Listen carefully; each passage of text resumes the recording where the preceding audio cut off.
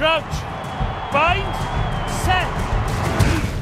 Joe presents the House of Rugby. Well, it's a great day here at House of Rugby. No Sean O'Brien, but instead we've got Jack Willis. How good, mate? How are you? Yeah, not too bad. Thank you very much, mate. Good to be back.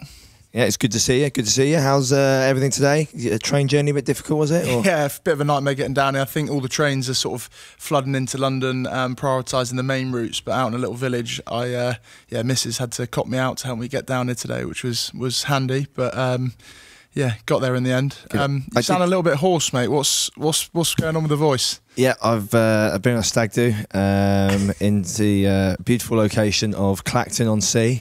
Yeah, highbrow.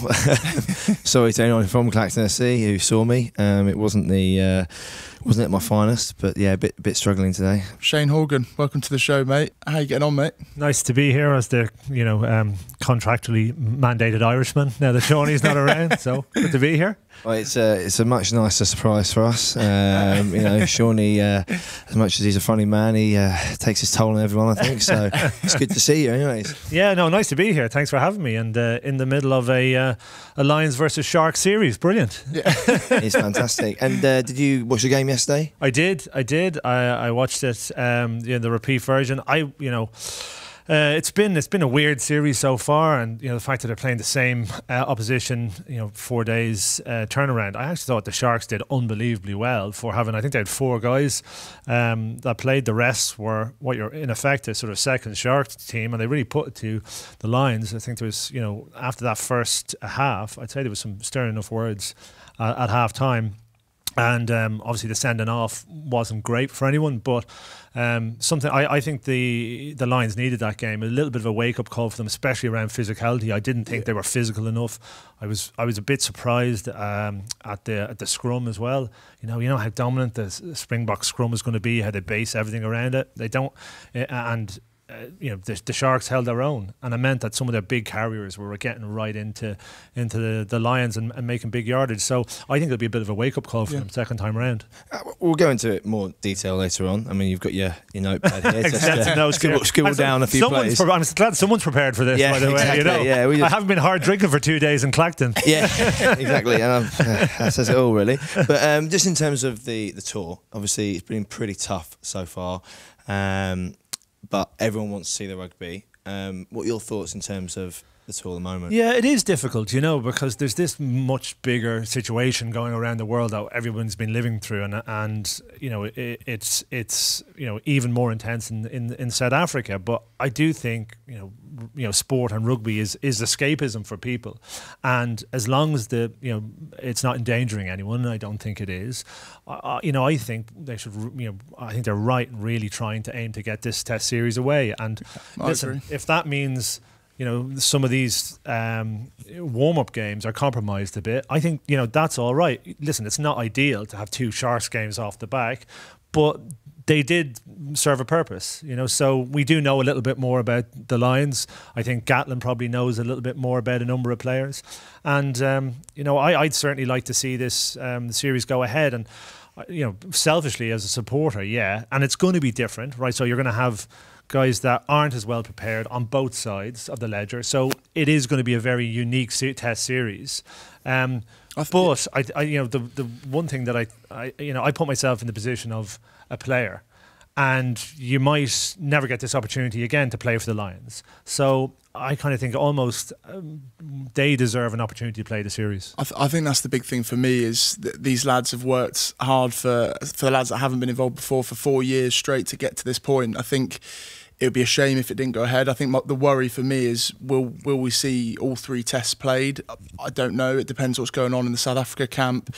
Sort of came out today who had the cases and things like that. And it's just a worry that won't be sort of under control by the time the main tests come along. But I think, yeah, let's hope that we keep our fingers crossed it can go ahead. I think whether there's fans there or not, it's still special to put on that jersey for those lads. And some of the lads being fortunate enough to be in camp with someone like Tom Curry, who's been incredible for 4 years. And I think he deserves to be able to wear that shirt in a test match, and hopefully in the coming weeks he can get that chance. Yeah, I feel the same. I think, you know, you may only get one opportunity to be a Lion and play a test series, and for that reason I would like to see it go ahead. But and it is going to be a unique series, and you know, everyone says, oh well, listen, you know, Lions is this and that. Lions is whatever the Lions is on that year. You know, so there is hurdles on both sides, so both for the South Africans, and there is definitely a concern about whether the series can go ahead, given the number of outbreaks. But if there's a chance, I think they should be aiming for it. Yeah, and just on that, you were in the Six Nations with England when Eddie had to isolate. What was that like in terms of a coach? Because obviously the South African head coach has got COVID and will have to self-isolate now. And what was it like in terms of the coaching? You know, it was the first couple of days of the Six Nation camp, really, where he was sort of coming out of the end of his isolation. But the first couple of days, there was a couple of sort of remote Zoom call meetings with him talking to the group, and then also messages from the other coaching staff, the leadership group of players as well. And I think it's the time for everyone else to step up and adapt. I think it's weird. The weird thing for me, I remember as a youngster or in the academy or anything like that, for us it used to throw us off so much if the game was 50-50 if because of weather or snow or something like that. Whereas now it's just like every other week, every game that comes, I think players have learned to adapt and be ready for anything. And I think the Lions have been great. They've adapted. The Sharks were great to be able to play them again. But I think the guys that need to worry is South Africa. They've only just come out of their isolation period. They've all been locked in their rooms. It's going to be tough to sort of reconvene and get back going after against the Lions squad that have been playing games at least. I was going to say, I mean, the coaching is here and there. It doesn't really matter too much. Players will get out there and prepare as well as they can, and you know.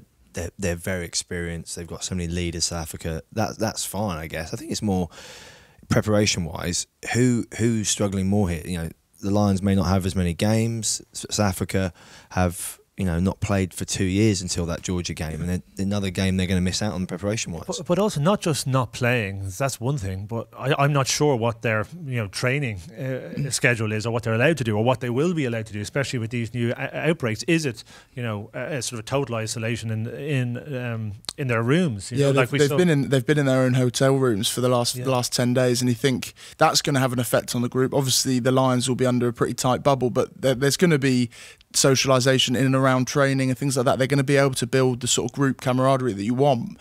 For South Africa, as you say, it's been a long time since they won that World Cup. They obviously ride on that for a little while, but it takes a lot of work to go up against the Lions and win a Test series. So I think there's a few new players in there. Quite a few Premiership lads have sort of earned their opportunity and gone across into the squad. It's an interesting one how it's going to sort of play out in that first game. Even conditioning wise, what can they do? They're going to be off the pace a little bit. I don't know sure what they can do in the hotel rooms, or they have access to gyms or whatever. But you got to think they're going to be undercooked. Well, I mean, the only way you get match fit is from playing games. We all know that. You can go on the treadmill and run all day, but it's getting used to game intensity, and that for both teams in a sense though, because the Lions they're doing everything possible and they're trying their best, but is there going to be even more competition in training now because of that, or does it really mean it's a problem preparation for them as well? That match fit thing is really interesting, because you'll remember this from when you're doing your pre-season training and you're absolutely killing yourselves and you think you're the fittest you've ever been, but you go out and play the match, you start cramping up 20 minutes into it. You can't breathe. What's going on here? And so it is a different type of training. But with the Lions, it'll be interesting to see what the key factors are in selection. Whether Gatland is saying it'll be very much on what these performances are, and the performances up to the first test, or is he going to rely on, I suppose, the body of work that the players have. So I think Conor Murray is the perfect example of that. Now, I don't think Conor's had a brilliant 18 months, but by any measure, he had a very good game against England in the last game. All of a sudden, he's the Lions captain and starting without, I'd say, a huge amount of brilliant form.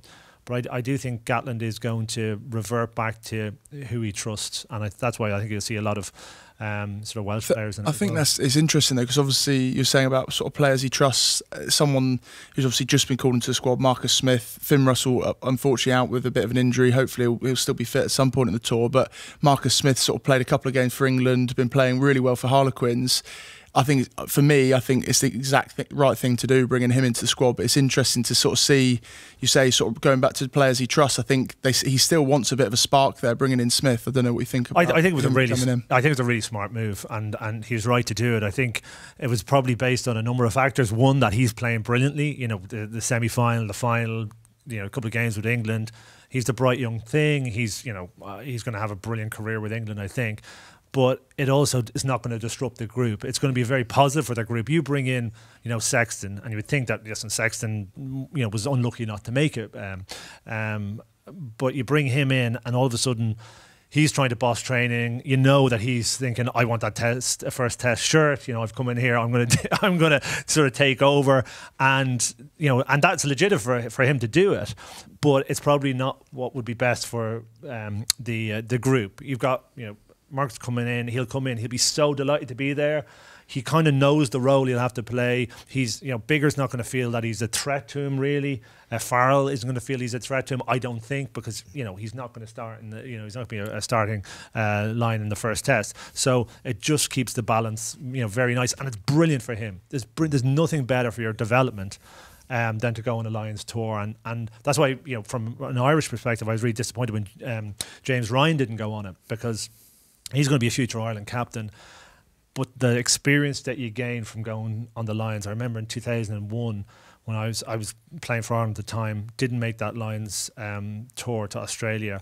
But I remember, Ronan, who was captain the same day as me, he went over and with Brian and there's a few others, but he really came back a different player. Like just looked on things totally different. You're just exposed to a higher level of rugby, a higher level of rugby intellect, different types of training, and it really changes you. And I even after 2005, I thought just the way I started to think about rugby and training was really different as well, mainly because we were so small and everybody else seemed to be so massive. I was like, what the hell are we doing in the gym that we're not doing what anybody else here is doing? That's for sure.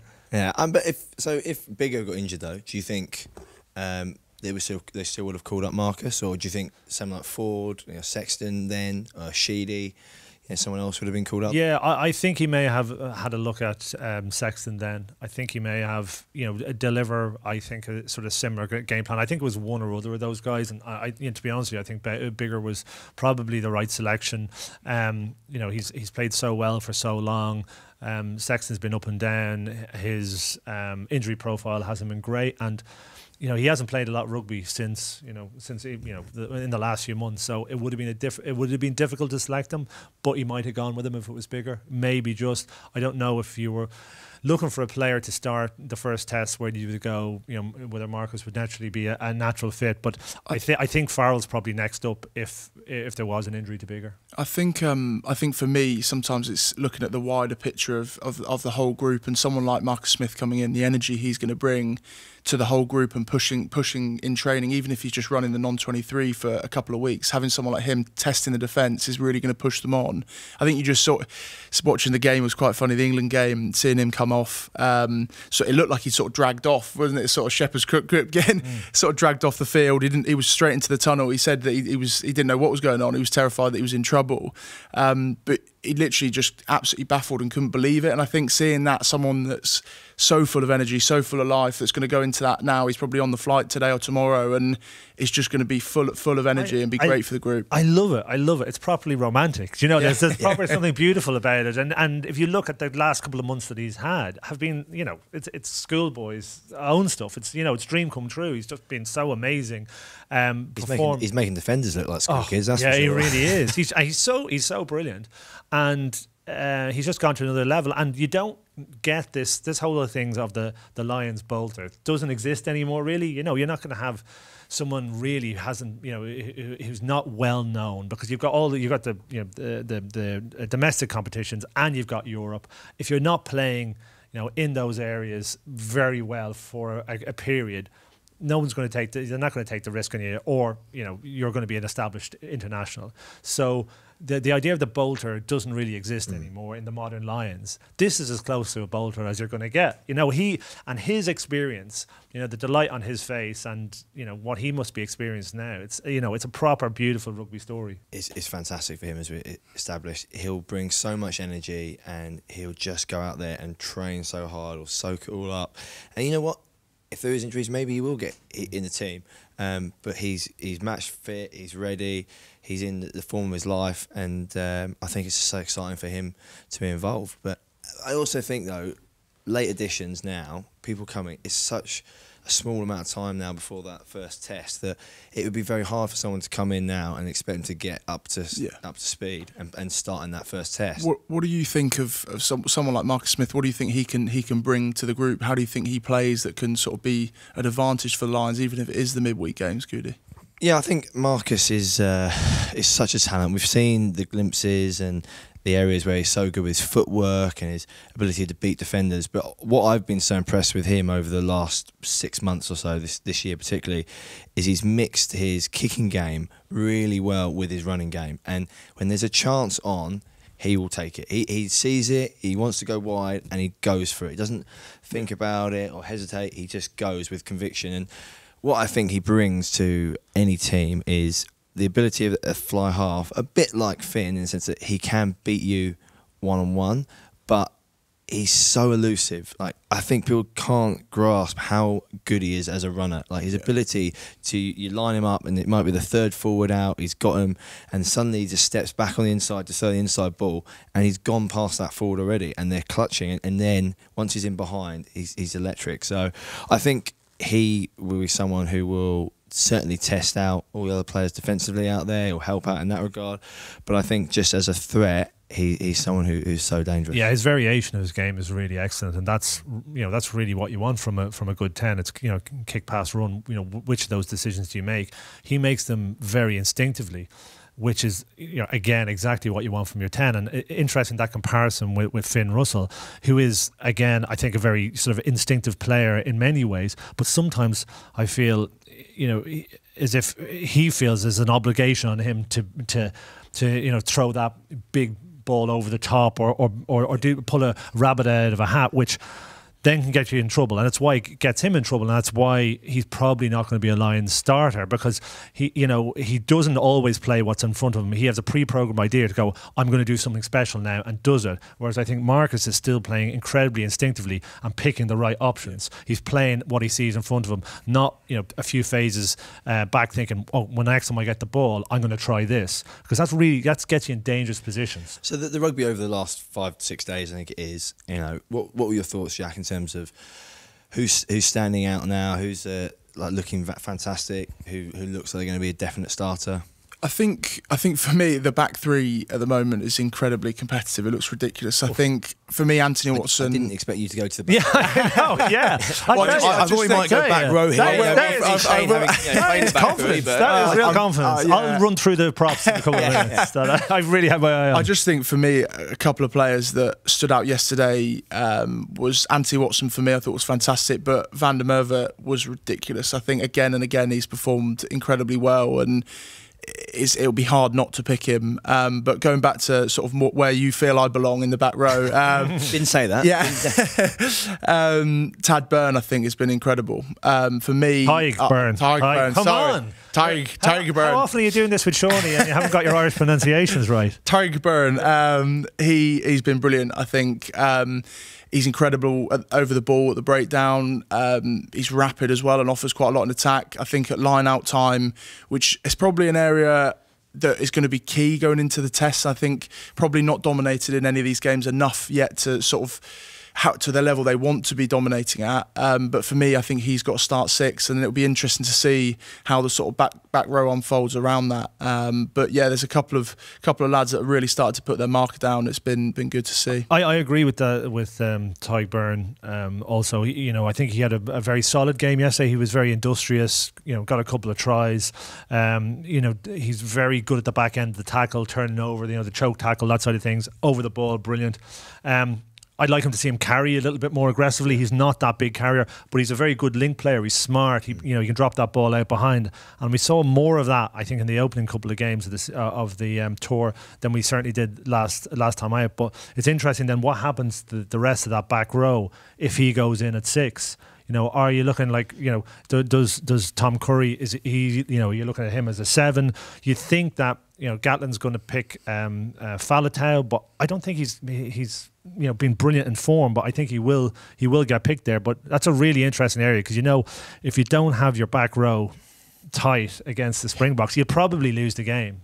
I think where the game's going to be won and lost is the breakdown and the physicality around that against South Africa. So for me, Tom Curry's got to be at 7. He's not had his chance properly to lay down a marker in a Lions shirt in these sort of games the last couple of weeks, but I'd imagine he'll get a run out before the tests come around. And I think for me, he's earned that shirt over the last 4 years. It's not just these next couple of weeks. I think you can trust that when you go out there against South Africa that he'll deliver. And it will be interesting to see what they do at 8. I think Jack Conan's he's offered something a little bit different and actually sort of showed how dominant a carrier he can be.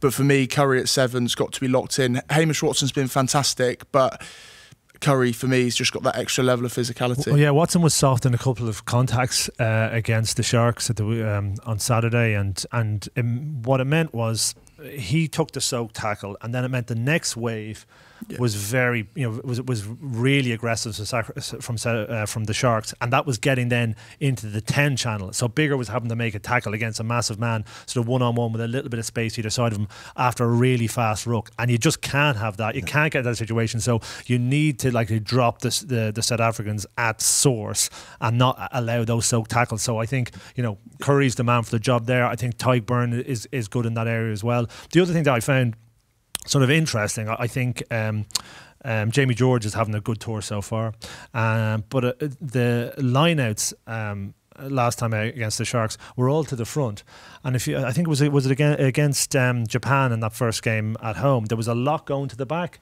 and I thought, well, actually, this is very progressive. I think it's probably what they need to do. I don't know if going to the front of the line out against the Springboks is listen, you win your ball, but what can you do with it? As a back, that attacking wise from a line out is actually no point. If you go to the front of the line out as a fly half, fullback, whatever, you can't attack. It's impossible. The tail gunner, the 7 or the hooker will be off the back. He'll be in your line straight away. The whole back line get up quicker. So you need to win the ball back or middle, and sometimes you'll lose a few doing it, but it is worth doing it because otherwise you just have to maul it, and you can't take South Africa on winning at the front and go into their 7 hooker 10, 12, all lining up ready to hit you. It just won't work. They'll eat you. They'll absolutely eat you. That's exactly what they want. But I was wondering at the time, is it being held back? Is it something that they're going to spring on them? Because if you saw against Japan, there was those couple of balls. There was a lot of ball at the tail. There was the one right over the top that went to Farrell. That was a beautiful drop-off move. And then it's been gone, So I'm just wondering if they've tried it, think, actually, we can do this, and then maybe hold back a little bit. I don't know. I hope so, because I tell you, they're not going to win this series by being conservative. No. They definitely won't. I think there's a balance there. I think I completely agree from an attack point of view. You need top quality ball all the time, and that for me sort of ties in nicely that you think that Jamie George will probably get the number 2 jersey for the first test because of his quality of throwing. But for me, I think Ken Owens will get it. I think I look, play with Jamie. I think he's phenomenal. He's a great leader. He's such a good hooker. I just think Ken Owens is probably the man at the moment who's going to start. If you think about from their perspective at line-out time, at set-piece time, it'll be interesting to see who they think is the better scrummager as well, because that's obviously a key part of South Africa's game that we need to sort of cut out, really. But line-out time, I think you're talking about sort of where they're throwing the ball a lot of the time. So you've got to have that balance of wanting to retain possession, start to maybe challenge them up front at maul time, and sort of show that dominance early on. I think for me, we've not really seen that from the Lions in the game so far, that they've really laid a marker from minute one of that they're the dominant pack. And going into the next game, I think it would be nice to see scrum time, maul time, line-out time, them absolutely blitz the pack off the park, and it gives them a nice little confidence boost going into the first test. The decision for that hooker role might be based purely on scrummaging. Do you know that? Because, I think Jamie is much better around the field. He's more explosive. I think he's a bit of a nightmare to defend against. One of the Lions' best ball carriers. But there may be the edge for Ken in the scrum, and if you don't have that, if you don't have at least parity in the scrum, you're in big trouble. And that was, I mentioned earlier, one of the big concerns for me against the Sharks. Just wasn't a dominant scrum performance at all, and that may be the starting test front row. And there was they had no go forward in the scrum whatsoever, and in the defensive scrum, you could see the Sharks number 8 was like picking the ball up. He got 10 meters to run into. Into bigger, and again that's an absolute nightmare, because it's not just that 10 meters made, it's that's a fast ruck ball, and then it's that second wave of absolute monsters from South Africa getting into the next channel. I mean, I'm a bit of a nose. I was watching the first test 12 years ago, South Africa, and the first try they scored. Those long winter evenings must just fly by. That's what happens in your off season. I've got a new puppy. I've just sat there. But I remember seeing it, and they literally went scrum. They kicked into the corner. They got the scrum 5 yards out, and they went 12 straight up from 9 into the thing. Then I think it was Spies, can't speak. He ran the corner, and then John Smith ran the corner, and they scored. And it's, even more so now with South Africa, if they haven't got the game preparation that they want, they're going to go back to basics. That's exactly everything. What I was thinking. They're going to kick a lot, and they're just going to put the ball in front of them and go, right, we're going to hit you every time you come out. If you were that coaching group now, you're sat there going, right, everyone's suddenly, now we're finally coming out of isolation. How are we going to go about? It may not be the prettiest rugby, but how are we going to go about taking the Lions apart? It's going to be dominating at scrum time. They've got a chance to just go after it in training, go after it at maul time, and then just go back to basics, like you say, big ball carries, nice and simple, and then challenge them under the high ball as well. It also controls tempo, because they won't want a quick game. No. There's 2 games at altitude. They'll want to slow it down. They want it at their pace, and that's what the Lions can't afford to happen. They can't allow South Africa to get into their own rhythm, tempo, walk to line outs, maul, and then walk again. It won't work. That tempo point is interesting, because I thought against Japan you could see the Lions, there was a marked increase in their tempo. It was a big thing. They were like running to the lineouts. They were, as soon as the penalty was there, they were kicking to touch. If there was a tap, it was a tap and go. So you could see them. You could see the eye, in the mind's eye of the coaches going, South African are going to pick a monster pack. They're just going to pick mutants, and as many as they can across the back line as well. And they're because they're not going to have the time, to work on the more intricate plays, and it's not really their best suit anyway. So we're going to try and up the tempo to drag them around the park a bit and do their legs. And again, I don't think we've seen that sort of tempo again since that first game, and that is something they need to be thinking about, because the South Africans will certainly be trying, the Springboks will be trying to slow everything down. And just talking of tempo, and you mentioned the back 3, who has impressed you in terms of back 3? They all have, actually. I think. So if you were picking your back 3, now, it is so difficult, and I love watching them all play as well. And I think you've got there's a balance to the back 3 that you have to figure out as well. And I think that is quite difficult, because they're all putting their hands up. You would thought after the first 2-3 games of this tour, you go, right, Josh Adams is locked down. That's he's done that. There's no question there. Then you see the sort of the performance that Reece Zammit had, and last time I love the way he plays. I love having that electrifying pace on the wing, and there's also something about those 2 guys they're riding a wave at the moment, and you think. There's something about the Lions, and we've seen it in tours gone by. You go, when you've got a player like that, or players like that, get them on the field. It doesn't matter about their history. It doesn't matter what they've done for their country. Actually, when you have them on that and they're on fire, just keep them. And I know there's Josh Adams has scored so many tries, and some of them are gimmies, but there's something about scoring a try if you're back 3 as well. it just elevates your confidence. And it's sort of the more you try, the more you score, the more opportunities you'll get to, because you're just ravenous for it. So you've got those two guys. Then you've got, pick one out of Liam Williams and Hogg. Like, I think he'll go with Williams, but you'd lose something if you don't have Hogg on the team as well in a big way. And then, I thought Watson was exceptional yesterday, like really, really exceptional. And I'd almost disregarded him because the other two guys were playing so well. He's right back in there now. And it's like his footwork, his size, everything about him, I thought it was phenomenal. And then Van der Merwe as well.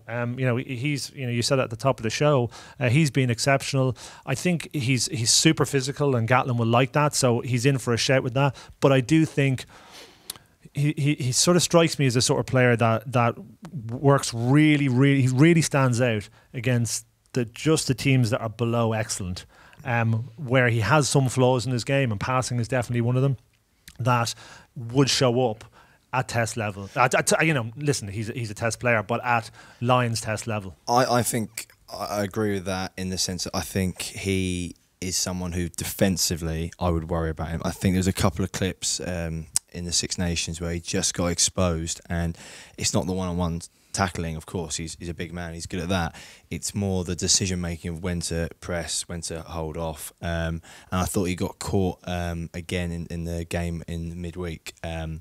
He struggled in that sense. But for me, you have to play Liam Williams. And I know I probably bang on about it all the time on the show, people are bored of hearing it, but Liam Williams has to play because of his aerial skills, and I would have him at 15. I think Hogg's a fantastic player, but the game is going to be one in the skies. And Do you think you could slip Hogg on the wing, or would that not work? You'd have to put Liam Williams on the wing and then put Hogg at fullback. But I just feel I'd have this feeling. I think you have to have Liam Williams there, and I would go Josh Adams and Anthony Watson, and then all three of them are very good in the air. And that's a big part of it, as well as having the speed of Anthony Watson, the finishing of Josh Adams. Yeah, I think he'll go with Liam Williams as well. I could understand why he does it. I think Hogg on the counter-attack is slightly better, but then 4 years ago he changed the tour. He is ambitious, and he's got guts, and he'll try things, which is phenomenal. But you're right, you definitely need that aerial dominance. Every time you've ever played South Africa, your coach will say, we have to dominate the air with this gang, and if you don't, we're not going to win. So, and I think he's tried and tested. He's a brilliant player. It's just you're leaving out Hogg, and that's so disappointing. And normally, if it was under other circumstances, you go, listen, how do we get him into the team somewhere else? Can we find him a place in the wing? But the competition is so strong. You've got out and out wingers that know that job perfectly, and they're just playing too well not to pick the guys you mentioned. Whether it's Watson or whether it's Reece Ahmed on the other wing, I'm fairly agnostic about it, but there's something about Reece Ahmed's just proper electric sprinter's pace that there's a real comfort in it, and that's a part of my kind of experience as a player with Leinster and Ireland. I played on one wing for years with Dennis Hickey on the other, and Dennis was like a proper sprinter speed. I remember my sisters always used to say, they'd be watching the game, and when Dennis got the ball, it was like someone press fast forward, and they never said that when I was on it, let me tell you. But having that comfort of having someone that gets the ball in any space and finishes, there's a real confidence in that right the way through the team. And that's where I think Josh Adams, for me, I saw some stat the other day. I think every league he's been the top try scorer tournament, and you need people who are going to score you tries. Ultimately, it's a simple thing to say, but you can't just go play South Africa and think you're just going to win through kicking and penalties. When the chance comes, you need him there, and that's why, for me, he has to start. So now, during the course of the series, subscribers to the official British and Irish Lions app, powered by Vodafone, can vote for the player of the series. So after 3 games, who for you guys is leading the charts? Who's been the man of the series so far? It's a little early in the series, but I suppose it's people putting themselves in a position to have big performances when it counts, which is in the test matches, because all of this is really window dressing when it comes to it. So it's about, one, put themselves in a position to get in the team, and also having a kind of a body of work that gives them confidence to be able to perform during the test series. So like, and we've spoken about all these guys before. Like, I think Tyke Byrne certainly is a player who's, you know, produced each time he's played for the Lions so far. I think Jamie George has done really well as well. But listen, stand out by a million miles is Josh Adams. You know, he scored about 40 tries in the last 4 games. Like, he's on top of everything. He's created tries as well. His basics have been really good. He's just, you know, we said it earlier on, you know, he's on fire, and, you know, he's riding a wave, and the Lions now have to, you know, ride that wave along with him and make sure, you know, whatever their sort of practice moves are, that they're ensuring that he's getting, you know, time on the ball. How many, you know, actions can he have over the course of a game? And I know that sounds silly, but, you know, my own experience, again, playing in an Irish team that had Brian O'Driscoll for so long, a lot of our plays were, how do we put Brian in space so we can make the best of his talent, and or how can we use him as subterfuge to, you know, take players out of position to make room for others. And listen, Josh Adams is having such an exceptional series to this point. They need to be thinking about, how can we get him the ball? For me, he's obviously a standout. What about yourself, mate? I think, I think Tyke Byrne for me has been the standout. I know there's a name, Tom Curry, for me, hasn't had his chances yet fully. He's only had, I think he's only played in, has he had 1 start so far, the game? Yeah, 1 start. Yeah, another game for him under his belt. And when the games start to become a little bit tighter and closer, more physical against South Africa, that's when you're going to see the best of Tom Curry. It's not necessarily in these games where you're sort of scoring 70 points. So for me, here and now, it's Tyke Byrne, but I think Tom Curry's the sort of one to watch for me. Fair, and the fans have voted already, and at the moment Josh Adams is miles ahead, as expected. And then it's Hamish Watson, Duhan van der Merwe and Lewis Rees-Zammit. So, yeah, head over to the official British and Irish Lions app, powered by Vodafone, to pick your player of the series, and also pick your starting Lions team. So I won't put you on the spot for that now. Don't worry, it's too early. But need a bigger notepad. Yeah, I know. I've got about 3 things written down here. It's a goldfish memory. So now it's time for our Bok on the ground. Sculpt Brits, how are you, mate? Guys, fantastic. Watching the Wimbledon, and then I've got the Euros tonight. So what a fun-filled Sunday. Yeah, it sounds like it. I mean, you're all in white as well, looking fantastic, ready to play yourself. Yes, I'm ready. That's the outfit of the day. Go big, enjoy Wimbledon. We've got cucumber sandwiches. I've got Cucumber a Bloody sandwiches. Mary. You sound English. and proper scones with strawberry jam and cream. Nice. Well, look, we won't keep you for too long then. It sounds like you want to get back to that. But apart from hearing what you're eating for lunch, how are things in South Africa? What's the latest there? Well, Goode, since the last time we spoke, COVID is now running wild in the Bok camp.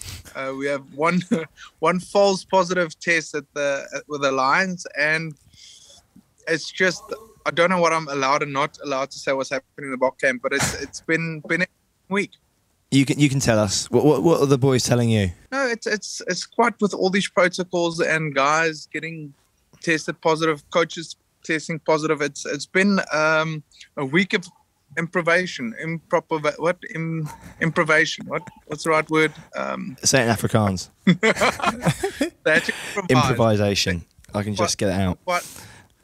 Quite a bit during the week, so it's not great for training or preparing for the Lions. But I mean, yeah, it's COVID times and you have to improvise. So are you concerned for the preparation for the South Africans at the moment? Is it a real worry? Yeah, I mean, not playing a game this weekend is quite a nightmare. Luckily, on a positive note, we can't get any injuries, I guess. But I think it's both ways. I mean, we want to play rugby. If I look at the Lions game against the Sharks both weekends, it was quite disappointing. I mean, you can't really see how. I mean, it's they played against a substandard Sharks team, and it's actually sad to see the Lions not getting challenged enough. So they're not getting. I guess they're not getting out of that game what they wanted. South Africa A. What will be the makeup of that South Africa A side? You know, is it going to be a lot of the starters? Is it just people who haven't had game time? What are we expecting from South Africa there? I would think Goode if I was Rusty and I don't know, or Jock, I would actually the guys that've been training the last couple of weeks inside the squad that aren't really didn't have opportunities against Georgia to have to have a go. So if that was me, I would do that. I don't know if they're going to do that or give the guys that are starters sort of more time on the pitch. But I would guess Jock would put the guys that was on the fringe to put up their hand and say, okay, give me a go, kind of thing. And you'd hold back then the guys who are going to start in the test series. You'd just wrap them in cotton wool or look after them in that regard. Oh, well, unfortunately the preparation isn't ideal. So I would say, okay, fine. Maybe we'll from his perspective. I know you want a strong start, but you would say, okay, fine. We'll get better as the series progresses. So I'll make sure that the other guys has been training for the last 6 weeks or 5 weeks. Give them a go. Try for them to soften up the boys a little bit, and then from that perspective, give the guys that's had a go, played one test match. You throw them in, and hopefully they'll perform with limited preparation. Mate, one of the things that we were discussing earlier, and we were a little bit disappointed in Saturday's performance with the Lions, was the lack of aggression and physicality.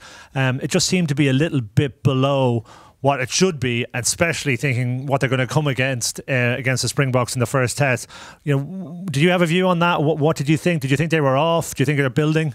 Shane, I actually don't know. They still put 70 points behind the Sharks, and for me it was still they gave away some easy tries, but the physicality was up there. It wasn't the same as last weekend with the Sharks. That I will agree with, but no, I don't think so. I think they will front up when the big games come.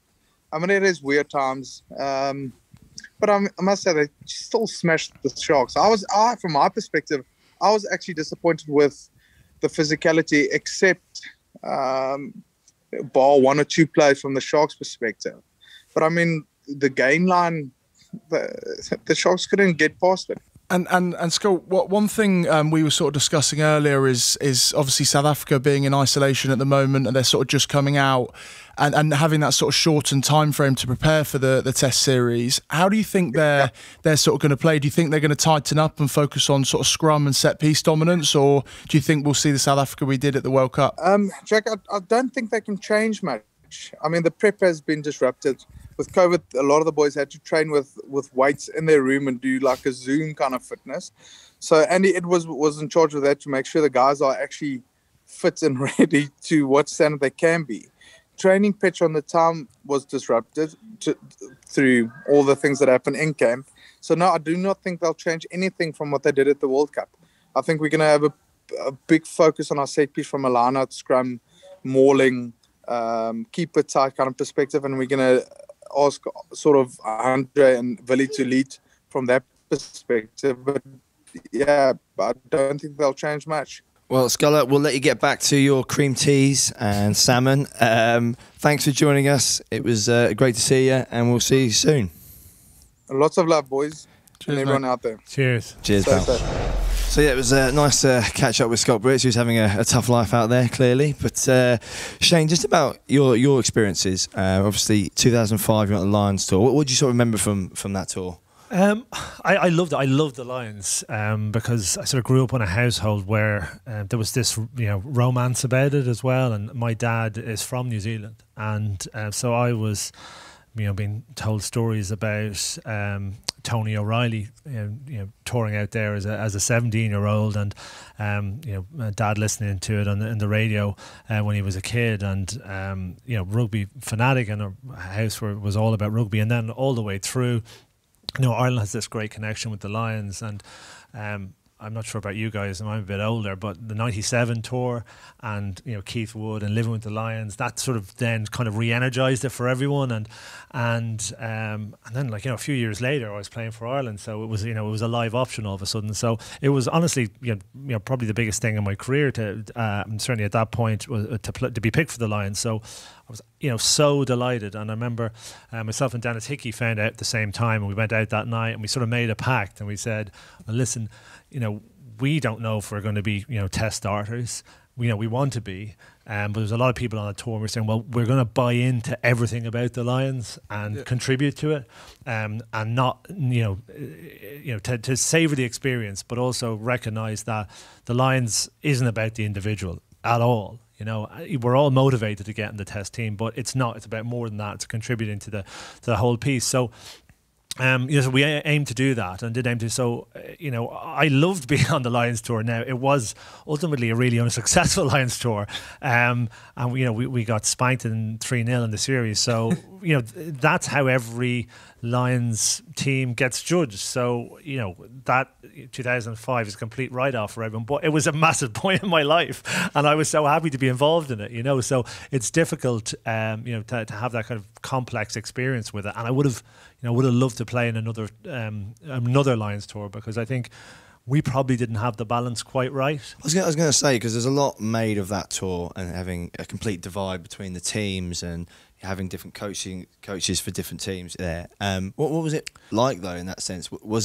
Did you have time to bond with the players? Did you get that Lions experience of socialising together with everyone else? I think everything that was done with the Lions tour was the best intentions, and I think a lot of it was driven by Clive Woodward, and he had success with the England team in the World Cup by being exacting with logistics and how not leaving anything to chance, and almost taking a kind of a somewhere between an accountant's and a sort of a management consultant's view of things, and that worked for England. But the Lions is a different thing, so it didn't quite work for us in terms of the bond of the team. And listen, there was a bond of the team, but not quite. And listen, I was at fault as well that we just didn't have. I had a beer before we left in Cardiff, and then I didn't have a beer again.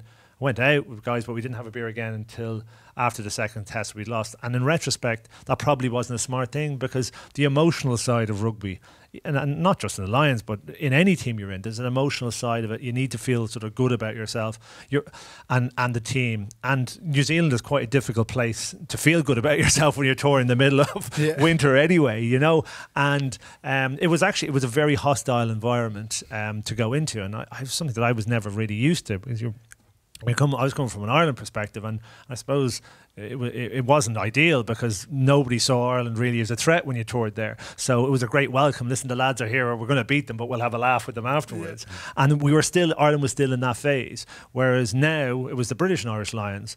And you'll know this from your English experience. It's more hostile when you go into different environments, because England have been a threat, and they were the world champions at that time. So and we were playing against a brilliant New Zealand team. That's maybe one of the best teams ever. So all those things came together to mean we didn't have a successful tour.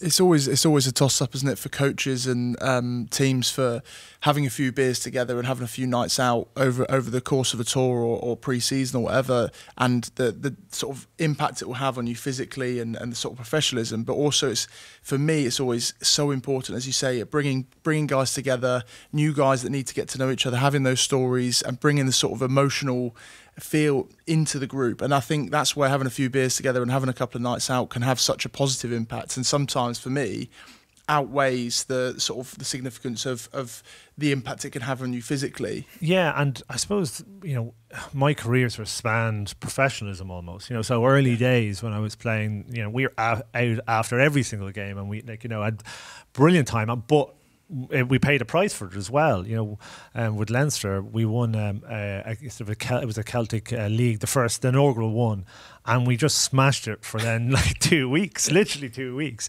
and we blew our chances in Europe because just because of the physical toll it took on us. And then I think we learned a little bit from that England side that just seemed to us from the outside so incredibly professional, and just every I dotted, every T crossed, and you would have heard of the stories coming out of the way they were training and the way they were looking after themselves, and they ultimately won the World Cup based on that. So I think there was almost a flip, all the way to the other side, where we're thinking this, the whole social side of things, there was no benefit into it.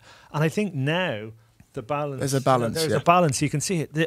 I keep on talking about this sort of emotional element to rugby. and all the training that everyone does, the tactics, the personal development. But if you can see, if the team that isn't emotionally connected and doesn't provide that emotional performance in the biggest games, they generally don't win. If there's not that emotional side of things. I know we spoke about it a couple of weeks ago about the Premiership final, but you could see that in Harlequins when they played Exeter. Exeter looked a little bit deflated. They won it before, they didn't want it. But you talk about that emotional energy that was there in excess really for Harlequins. They just didn't know. You could tell from the first minute that they believed and wanted to win that trophy, and it does make a massive difference. As you say. And you can't rely on it. It can't be what gets you through. Like, you're not going to win a league by relying on emotional performances. Yeah. Each week, but so you have to have all the other stuff as well. But there has to be a reserve there of emotion for those biggest occasions if you want to maximise your performance, and it's difficult. That's why it's difficult, to win a domestic trophy and win Europe, 1 week after another, because there's a massive emotional outpouring to win a trophy, and there's definitely a lull then. So to try and get back up to a physical an emotional state that drives your performance a week later, it's very difficult. Yeah, I think everyone needs a reason why. It won't work just through being paid more than other people or anything like that. It's purely your reason why. Why is it that Quins were so energetic or could get over the line? Because they had something dragging them through. Exeter, we don't know what was missing from them, but they didn't have it. But it's the same with any football, rugby, cricket, anything. If the team has a real purpose, a reason, then it can drag you through. And you can't rely on just emotion, of course, but it can really help you in those It's really interesting. It's one of these intangibles that it's very hard to put your finger on, but I'm sure you've had a sort of similar experience. When we won the Heineken Cup for the first time, Leinster, I remember 6 months before that, were absolutely being written off. We knew we had good players, but we hadn't performed the way we should, and it looked as if we were going to have a complete non-issue of a season, and we turned it around.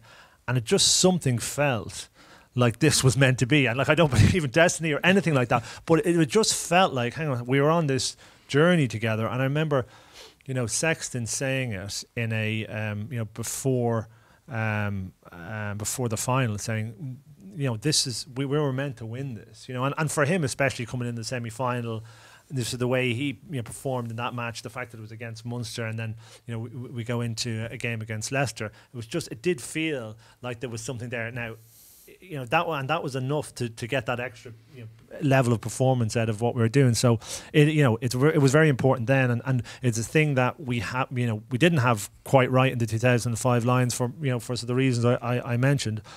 But it is one thing that Gatlin seems to be able to develop. Whether that is inherent in him or the way the team, the backroom team that he brings together. There was a big departure the next Lions series in South Africa. You could see that it was a very different feeling around the camp than there had been in 2005, I think. And some of that comes with success, but I think there was more to it than just that.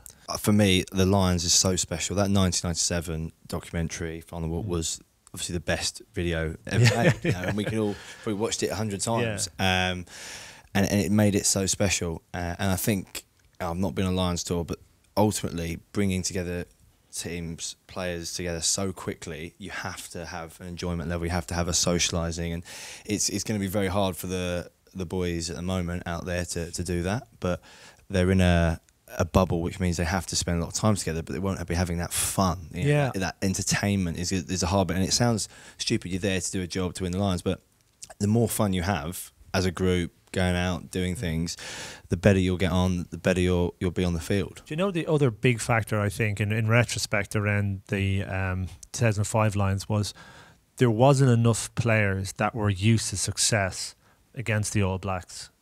Now, the team was largely made up of England players who had won the World Cup, but I think their peak was at that World Cup, and they weren't as good, any of them really, as they had been 2 years before, even 2 years before that. And that's not sort of being harsh. It's just that's where they were in their cycle, and that's why they won the World Cup. And then you had Irish players. We'd never beaten New Zealand. We'd never beaten New Zealand. I don't know, Scotland at that time. I think how many times has Scotland beaten New Zealand ever? Not many. and Wales as well. It wasn't as if they were turning them over. So there wasn't a huge amount of experience of beating New Zealand, less so in New Zealand. And that was a big thing, I think, for the England team in 2003. In preparation of that World Cup, they went down, you remember, the summer before and beat New Zealand. That was like, all right, it's on now.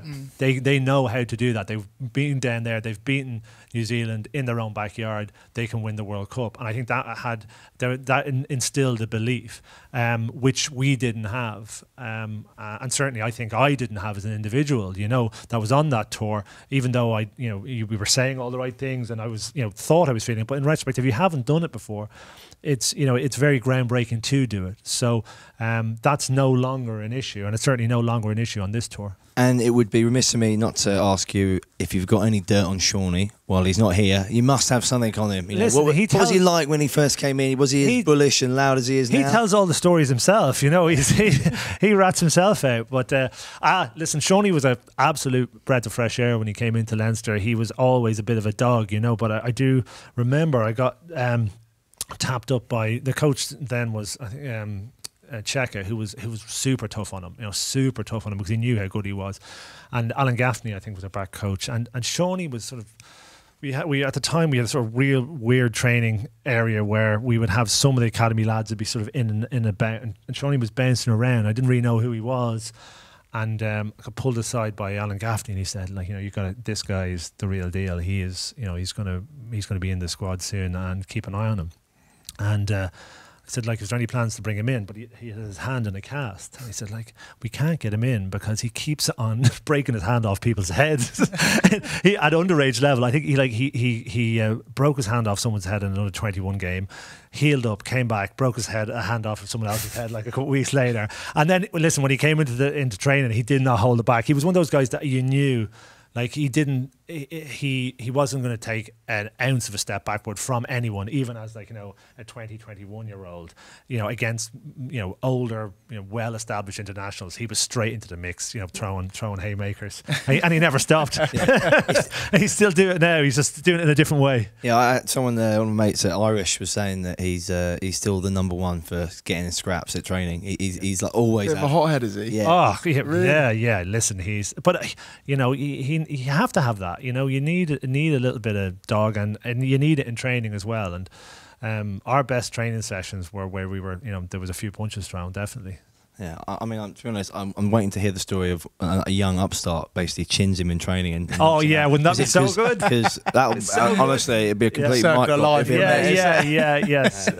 And Jack, how's your rehab getting on, mate? Yeah, no, good, thank you. Just chipping away at it, really. It's always slow and steady at this sort of middle phase that I'm at the moment, building the strength back up in the knee and just trying to get sort of to that point where I can run again, which would be nice to lace up some boots and get back outside rather than that gym and sort of turning more and more see-through and pale by the day. But might have to line up a couple of sunbeds before I'm back outside. Might burn instantly otherwise. Vitamin D, eh? So it's wonderful for you, isn't it? Yeah. So, well, that's all we have time for this week. Thank you for watching and listening to the House of Rugby, powered by Vodafone. Cheers, guys. Thanks a mil. Thank you very much. You've been watching the House of Rugby.